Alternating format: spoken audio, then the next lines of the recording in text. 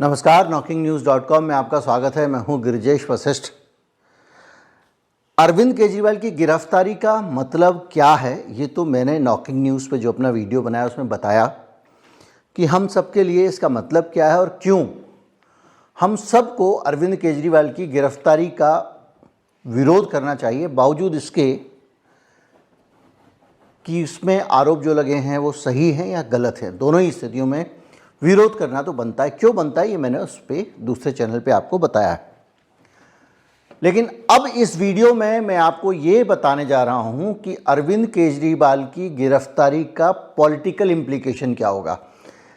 कई पहलू होते हैं हर चीज़ के। एक न्यायिक पहलू होगा कि आगे जाने वाले समय में क्या होगा, अदालत में क्या होगा, कानून क्या कहता है, अरविंद केजरीवाल जेल में रह के सरकार चलाने की स्थिति में होंगे नहीं होंगे, ये एक लीगल एस्पेक्ट हो गया। लेकिन हम जो बात कर रहे हैं आज, वो बात कर रहे हैं कि अरविंद केजरीवाल की गिरफ्तारी का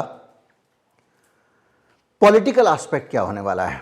क्योंकि हम चुनाव के बीच में हैं, लोकसभा चुनाव की आचार संहिता लागू हो चुकी है, यानी इस समय इस देश में चुनाव चल रहे हैं।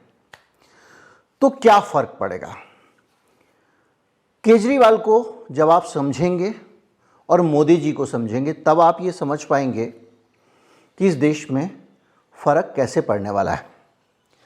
दोनों ही लोगों की एक खासियत है कि वो गलत काम भी डंके की चोट पर करते हैं। अगर कुछ भी करेंगे तो उसको इतना लेवल पे हाइप करेंगे, इतने बड़े स्तर पर ले जाएंगे कि लोगों को वो गलत के पक्ष में भी अपना खड़ा कर लेते हैं। ख़ास तौर पर मोदी जी की एक खासियत है। तो केजरीवाल को गिरफ्तार करना इस समय मोदी जी के लिए एक, उन्होंने सोचा होगा कि हम किसी तरह से केजरीवाल को अरेस्ट, जो मुझे लग रहा है केजरीवाल को गिरफ्तार करने के लिए पीछे मकसद ये रहा होगा कि बहुत सारी जगहों पर, चाहे वो हिमाचल हो, चाहे वो पंजाब हो, चाहे वो गुजरात हो, गोवा हो और दिल्ली तो है ही, आम आदमी पार्टी इससे अगर स्ट्रांग होती है तो वो किसी को अगर काटेगी तो कांग्रेस को काटेगी। तो निश्चित तौर पे ये एक ऐसा वॉर था जिसमें सीधे सीधे कांग्रेस का एक कंपटीशन आम आदमी पार्टी के तौर पे बड़ा हो सकता है, जिसका फ़ायदा बीजेपी को मिल सके। एक कोशिश तो ये लगती है। दूसरी कोशिश ये लगती है कि अरविंद केजरीवाल को जेल में डाल दो, और जैसा कि लगातार हम देख रहे हैं देश भर में जितनी भी आवाज़ें थीं, जो खुलकर बोलने वाले लोग थे और जिनकी बातों का लोगों पर असर होता था, उन आवाज़ों को शांत करने की कोशिश की गई है। या तो किसी को सीडी या ईडी जो भी हो उसके आधार पर पलटू बना दिया गया, या फिर कुछ लोगों को जेल जांच दिखा दी गई, कुछ लोगों को जेल में डाल दिया गया, और सबसे ज़्यादा जो मुखर लोग थे आम आदमी पार्टी और दूसरे लोग, उनको भी जेल पहुंचा दिया गया ताकि इस चुनाव को निष्कंटक बनाया जा सके। ऐसा करने के पीछे जो एक ह्यूमन साइकोलॉजी है, जो पॉलिटिक्स में पूरी दुनिया में नज़र आती है, वो ये है कि जब कोई व्यक्ति अथॉरिटेरियन है, वो सत्ता में निरंकुश है और उसको लगता है सत्ता करना मेरा अधिकार है और अब मैं इस सत्ता में ही रहूँगा, और उसको अगर किसी भी कॉर्नर से चुनौती आती हुई दिखती है, कहीं से भी लगता है कि ये आदमी मुझे चुनौती दे सकता है, तो उस चुनौती को वो ख़त्म करने की कोशिश करता है। तो हो सकता है मोदी जी का एक आइडिया ये भी हो कि इस चुनाव में जो स्थिति है उसमें एक कोई दिशा नहीं है, अभी तक कोई भी एक क्लियर कट मुद्दा भारतीय जनता पार्टी का दिखाई नहीं दे रहा है, और अलग अलग जगहों से, अलग अलग कॉर्नर से खबरें आ रही हैं।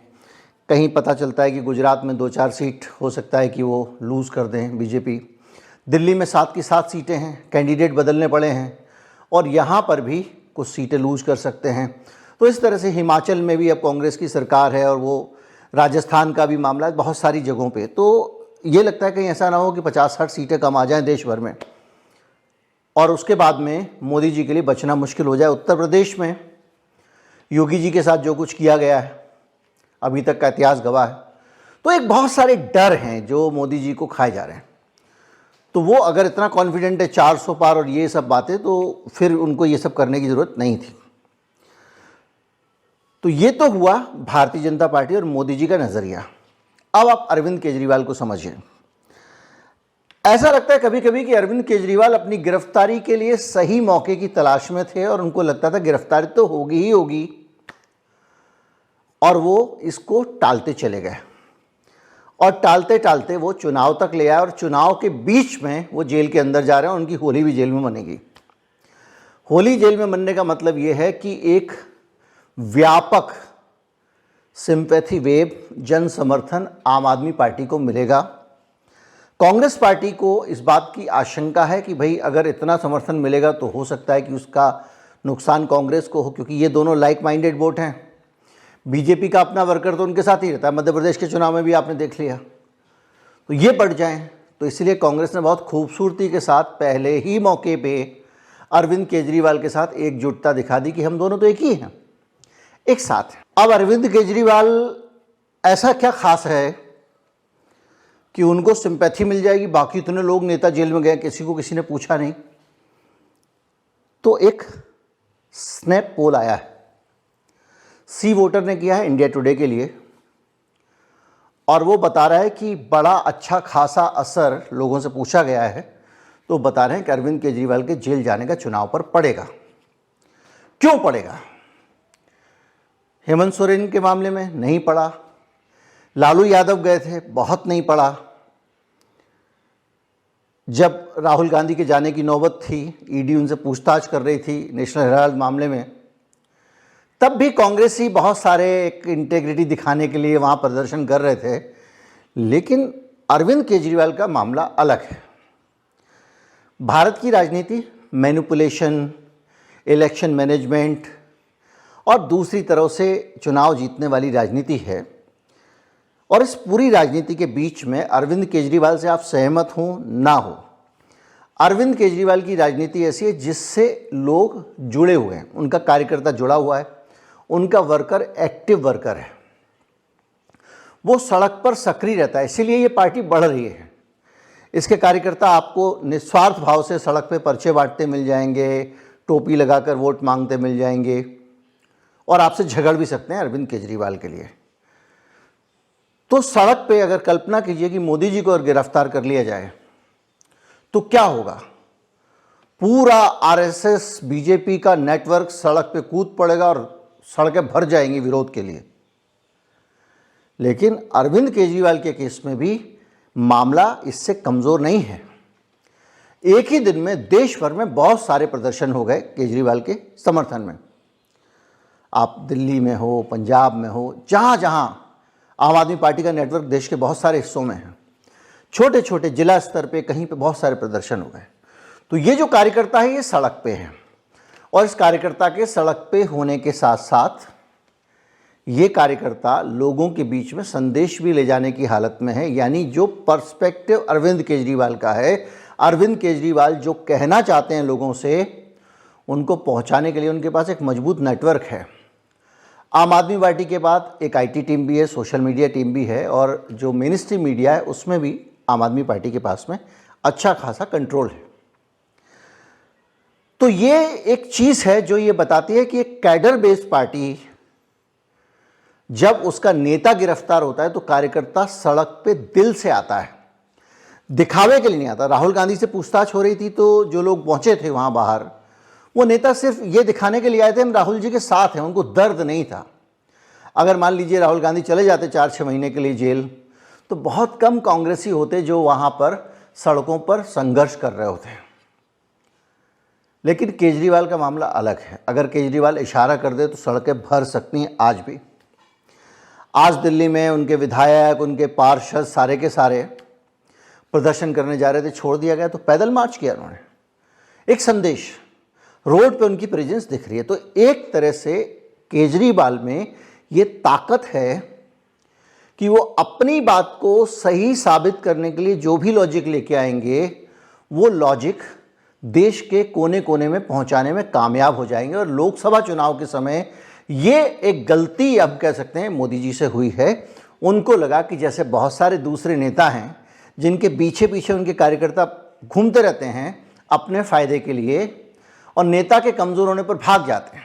आप सोचिए, ज्योतिरादित्य सिंधिया जैसा नज़दीक का आदमी भाग गया मौके का फ़ायदा उठा के। कितने नेता अलग अलग जगहों पे छोड़ के चले जाते हैं, क्योंकि ये सब स्वार्थ की डोर से जुड़े हुए हैं। अरविंद केजरीवाल के जो लोग जुड़े हुए हैं वो आज भी अरविंद केजरीवाल से इमोशनली जुड़े हुए हैं। दूसरा, वोटर का जुड़ाव। अगर आप महिला हैं, दिल्ली में रहते हैं, आपको नौकरी करने जाना है, आप सिक्योरिटी गार्ड की नौकरी करने वाली कोई महिला या कोई दूसरी महिला है जो 8-10 हज़ार में काम करती है, दिल्ली में लंबा लंबा ट्रैवल करना पड़ता है और वो बस में जा रही है, उसको पैसे नहीं देने पड़ रहे हैं। क्यों? महिलाओं को टिकट नहीं देना पड़ेगा। कितनी बड़ी राहत है जो आपके जीवन को सीधे प्रभावित करती है। बिजली का बिल जब दिल्ली में रहने वाला आदमी देखता है कि यूपी वाले का बिल कितना आ रहा है, हरियाणा वाले का बिल कितना आ रहा है, तो उसको लगता है कि भाई राहत है, पानी से राहत है। तो कुल मिला के हर आदमी की ज़िंदगी में ये 1000-1200 रुपये महीने का हर फैमिली के पास में एक एडवांटेज है। इलाज, कितना महंगा इलाज है। अगर आप उत्तर प्रदेश में हम डॉक्टर को दिखाने जाएंगे 700-800 रुपये, 1000 रुपये फीस लगती है, 500 रुपये तो कम से कम लगती है। उसके बाद दवा भी आपको ख़रीदनी पड़ती है। दिल्ली में हर मोहल्ले में एक मोहल्ला क्लिनिक बना हुआ है, हर मोहल्ले में नहीं है तो एटलीस्ट 2 मोहल्ला छोड़ के आप जाइए, डॉक्टर साहब बैठे हुए हैं, वहीं टैबलेट पे आपको दवा लिख देंगे, वहीं पे आपका फ्री इन्वेस्टिगेशन हो जाएगा, आपकी जांच वाँच हो जाएगी जो अभी आपको ब्लड की करानी है, और वहीं पे आपको मुफ्त में दवा मिल जाएगी। तो ये जो पूरा नेटवर्क है ना, ये एक जुड़ाव अरविंद केजरीवाल से पैदा करता है। तो ये भी, और इसके अलावा पंजाब में भी उन्होंने वही वाली सुविधाएं दी हैं। पंजाब में एक इम्प्रेशन ये है कि ड्रग्स से लड़ने में वहाँ पर उनकी सरकार अच्छा काम कर रही है। तो उनके पास में एक जनाधार, जो सचमुच का जनाधार होता है, जो एक जनता का जुड़ाव है। और ये अरविंद केजरीवाल का जो फ्रीबी कह लो या मुफ्त खोरी कह लो या जो मोदी जी रेवड़ी कहते हैं, वो कंसेप्ट हर पार्टी अपना चुकी है। ऐसे नहीं तो वैसे, वैसे नहीं तो वैसे, कोई लाभार्थी योजना बोलते हैं कभी, कभी उसको कहते हैं रेवड़ी, लेकिन सब उस रास्ते पर चल रहे हैं। तो एक इम्प्रेशन है अरविंद केजरीवाल का कि ये आदमी मजबूत कंटेंडर है। तीसरा, अरविंद केजरीवाल के अंदर जो जुझारूपन है वो अद्भुत है। कैसे 3 बार दिल्ली में चुनाव जीता, 62 सीटें 70 में से लाना, 67 सीटें 70 में से लाना, पहले भी बहुमत लाया, कांग्रेस के साथ सरकार बनाई। नगर निगम के चुनाव में मोदी जी ने पूरी जान लगाई और नगर निगम का चुनाव उन्होंने जीता। जीतने के बाद में उनके मेयर के चुनाव में ड्रामे हुए, उसके बावजूद जीता। तो हलक के अंदर हाथ डाल के चीज़ें निकाल लेने का जो जीवट है, ये केजरीवाल के पास ज़बरदस्त है। तो ये वो सारे फैक्टर हैं जिन पे केजरीवाल को भरोसा है और उन्हीं के भरोसे वो इस मामले को बड़ा कर रहे थे। जब आपके पास नोटिस आता है, आप चले जाते हो, गिरफ्तार हो जाते हो, तो लोग कहेंगे चले गए भाई, ठीक है किया था, लेकिन ना, वो लड़ रहे हैं। 10 नोटिस कोर्ट में गए, कोर्ट ने रोक दिया, उसके बावजूद 2 और नोटिस आ गए तमाम, और ईडी लगा हुआ एकदम। और ये चीज़ें स्थापित करती हैं कि केंद्र सरकार इसमें इंटरेस्ट ले रही है, एग्रेशन के साथ जुटी हुई है।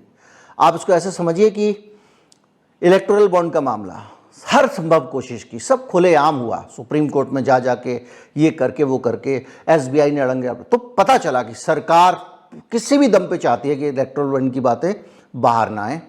उसी तरह से केजरीवाल के मामले में भी पूरी जान लगा दी केंद्र सरकार ने कि इसको तो जेल में डाल के रहेंगे, मेरी नाक का सवाल है। और केजरीवाल भी उसको बिल्टअप कर रहे थे। तो आज जो सीन है उसमें आप फर्स्ट इंप्रेशन में नहीं कहेंगे कि केजरीवाल ने गलत किया था तो गिरफ्तार हो गया, क्योंकि वो लड़ते हुए जा रहे हैं।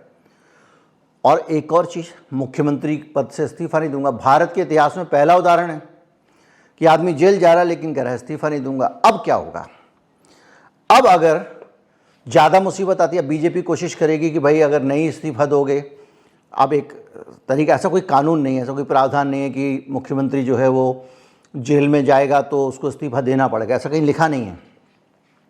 और ये केजरीवाल ने निकाल लिया है, माहिर आदमी है। और निकालने के बाद में उस आदमी ने, अब वो जेल में जाके कह रहा है कि मैं सरकार चलाऊंगा। अब ये क्या करेंगे कि जेल मैनुअल कहता है उसके हिसाब से कैदी को ऐसे रहना पड़ेगा, ऐसे रहना पड़ेगा, ऐसे रहना पड़ेगा, ये करना पड़ेगा। तो मुख्यमंत्री ऑफिस चला है, उसके लिए तो जेल मैनुअल में कोई प्रोविज़न है नहीं। अब या तो जैसे साराश्री को बिजनेस चलाने मीटिंग करने की परमिशन मिल गई थी जेल से, कोर्ट से मिल गई थी जेल में रह के, वैसी कोई परमिशन केजरीवाल जी ले आए, और या फिर सरकार धमकी देगी कि हम आम आदमी पार्टी की सरकार को गिरा देंगे। धारा 356, अभी तक मोदी सरकार ने एक भी सरकार धारा 356 से नहीं गिराई है, कितनी खरीद फरोख्त ऑपरेशन कमल कर लिया हो, पहला केस बन सकता है। लेकिन केजरीवाल ने उसका भी इंतज़ाम कर रखा है।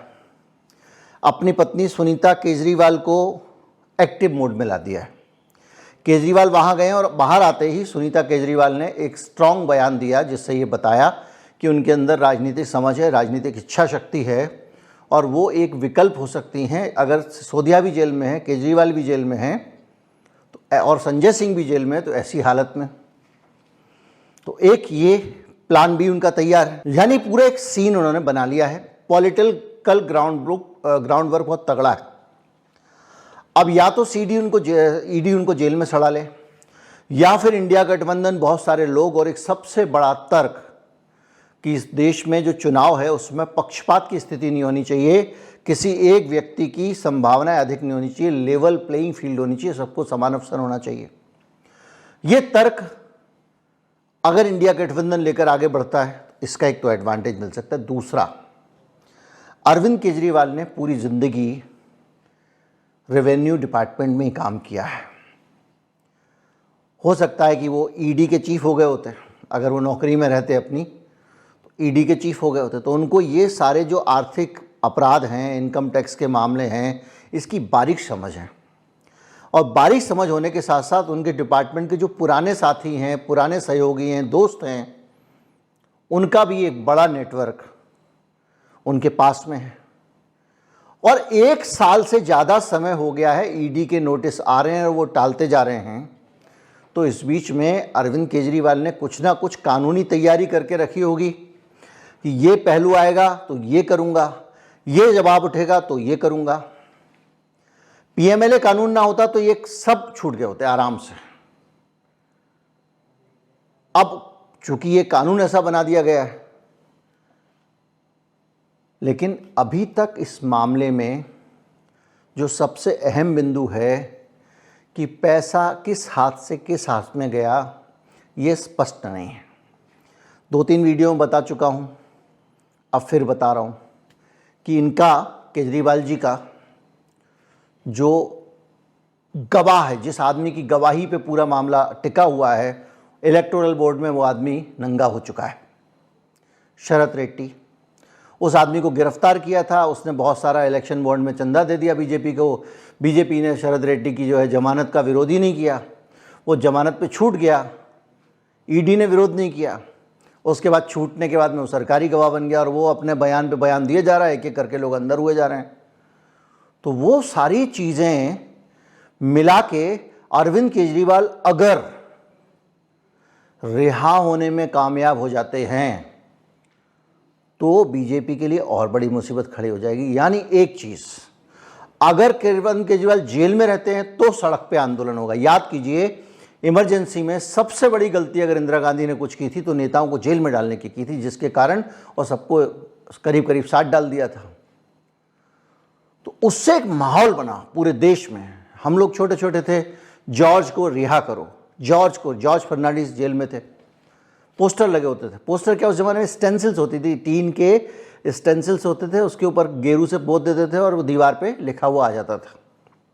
तो जॉर्ज को रिहा करो, गेरू से आता था। उस वक्त बहुत ज़्यादा पैसे की बर्बादी नहीं होती थी चुनाव में।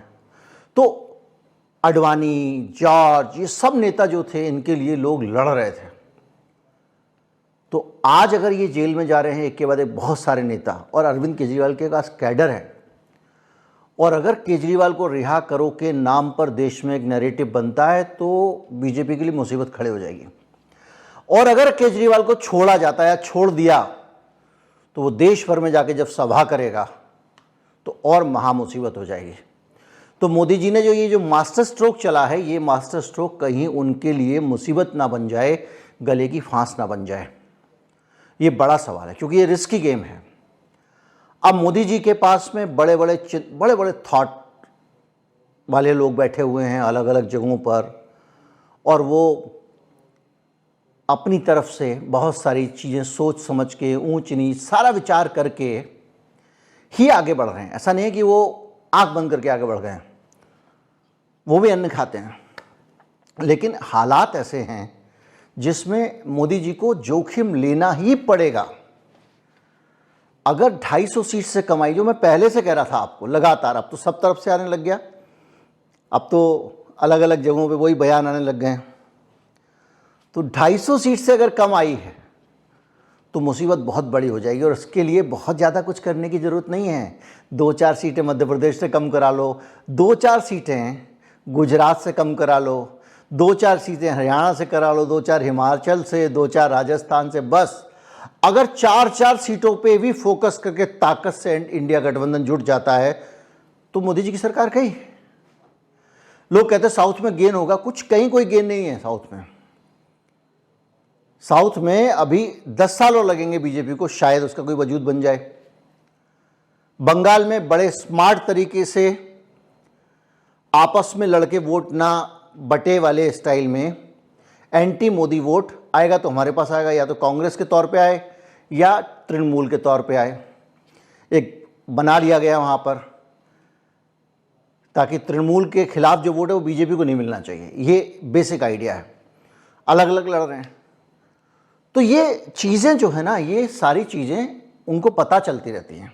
भले ही वो आपको 400 पार बोलें, उनको घर में पता रहता है। जब अडवाणी जी थे तो और अटल जी थे, उस दौरान हम कवरेज किया करते थे, तो जो इनफॉर्मल बातचीत होती थी उसमें नेता बताते थे कि हमको इससे ज़्यादा सीट की उम्मीद नहीं लग रही है। लेकिन जब वो बयान देते थे तो कुछ और होता था, ऑफ द रिकॉर्ड कुछ और होता था। तो इनको पता है इनकी क्या स्थिति है। तो इसलिए अपनी स्थिति को सिक्योर करने के लिए, अपनी कुर्सी को, ये सब चीज़ें अपना रहे हैं। लेकिन इसका परिणाम क्या होगा, ये इन्होंने शायद अनुमान नहीं लगाया कि अरविंद केजरीवाल क्या चीज़ है और वो किस लेवल पे इस आंदोलन को ले जा सकता है। और आने वाले समय में आप इसे देखेंगे, अगर अरविंद केजरीवाल जेल में रहता है होली पे, और भावनाएं उमड़ेंगी। उनकी पत्नी फ्रंट पे आती हैं और भावनाएं उमड़ेंगी। अरविंद केजरीवाल ने महिलाओं के लिए काम किया है, उनके बीच में अरविंद केजरीवाल के कार्यकर्ता हैं जो उनको याद दिलाएंगे, देखो जी आपका बस का टिकट फ्री किया था, इसको जेल में डाल दिया। जिसने अच्छा स्वास्थ्य दिया उसको जेल में डाल दिया जी। जिसने अच्छी शिक्षा दी उसको जेल में डाल दिया जी। जो आदमी अडानी के घोटाले के खिलाफ दम के साथ संसद में बोलता था उसको जेल में डाल दिया जी। अभी ये चीज़ें जब हम बात कर रहे हैं, जैसे मैं आपको बता रहा हूँ, तो आपको एकदम दिमाग में कूद रही है, हाँ बात तो सही है। लेकिन ये गली गली में जो कार्यकर्ता जाएगा और बोलेगा, और ख़ास तौर पे लोअर मिडिल क्लास, इसके अंदर केजरीवाल की छवि बहुत अच्छी है। वो हार्डकोर सोने जैसे खरे ईमानदार की भले ही छवि ना रही हो, लेकिन आज भी एक बेटर पॉलिटिशियन की छवि है। तो ये मुझे, जो मेरा पूरा एनालिसिस का निचोड़, मुझे ये लगता है कि केजरीवाल की गिरफ्तारी बीजेपी को भारी ना पड़ जाए। और अगर ये भारी पड़ी तो इसका जो डैमेज होगा, मतलब आपको ऐसा लगेगा कि अच्छा खासा मोदी जी का माहौल बना हुआ था, ये क्यों ऐसे उल्टे सीधे काम एक के बाद एक करे जा रहे हैं कि इनकी छवि बीच चुनाव के बीच में गड़बड़ा रही है। और ये खुद ही कर रहे हैं, कोई दूसरा नहीं कर रहा है। इलेक्टोरल बॉन्ड में क्या ज़रूरत थी बार बार घुस के स्टेट बैंक की तरफ से डिफेंड करने की, ये करने की, वो छुपाने की। अब तो ये तथ्य भी आ गया है कि जो कहते हैं कि कॉरपोरेट की सीक्रेसी बीजेपी चाहती थी कि लीक ना हो, लेकिन आरटीआई के जवाब में बाकायदा बीजेपी ने कहा कि किसी भी कॉरपोरेट ने कभी ये नहीं चाहा कि वो किसको चंदा दे रहे हैं लोगों को पता नहीं चले। अपने मन से ही सरकार ने सोच लिया था। अब तो आप देख ही रहे हैं किस तरह से मामले आ रहे हैं, भूखे मर रहे हैं और बाहर जाके सोने के थाल में पकवान खिला रहे हैं। जो लोग कुछ लाखों में मुनाफा कमा रहे थे या घाटे में थे, उन्होंने मोटे बॉन्ड जो है खरीदे और अब पता चल गया बीजेपी को दिए। तो जो भी है, फिलहाल अभी ये इलेक्शन जो है ना, वो जिस डायरेक्शन में बढ़ रहा है, ये जो डेस्परेशन वाली नेगेटिव स्ट्रेटजी है बीजेपी की, ये मोदी जी को नुकसान पहुंचा सकती है। अब इसके पीछे क्या वजह है भगवान जाने। क्या मोदी जी जानबूझकर ऐसा कर रहे हैं, या मोदी जी के ज़रूरत से ज़्यादा पावरफुल हो जाने के कारण पार्टी के अंदर से ही कुछ ऐसा प्रोग्राम चल रहा है, उनके थिंक टैंक जो हैं वो मोदी जी के लिए थोड़ी काम करते हैं, उनके थिंक टैंक तो आरएसएस के लिए काम करते हैं। वो चाह रहे हैं, क्या हो रहा है पता नहीं, लेकिन ये जो कर रहे हैं ना, ये कतई कहीं से भी भारतीय जनता पार्टी के लिए अच्छा नहीं है। और मैं पहले भी बता चुका था कि चुनाव के टाइम पे अगर ये भी कांग्रेसियों की तरह वीडियो देख रहे होते कि चुनाव के टाइम पे ये ईडी सीडी वीडी करना उल्टा पड़ेगा, नॉर्मल दिनों की बात अलग है, फिर भी ये कर रहे हैं। खैर जो भी है मैंने आपको बता दिया है। नमस्कार, जय हिंद।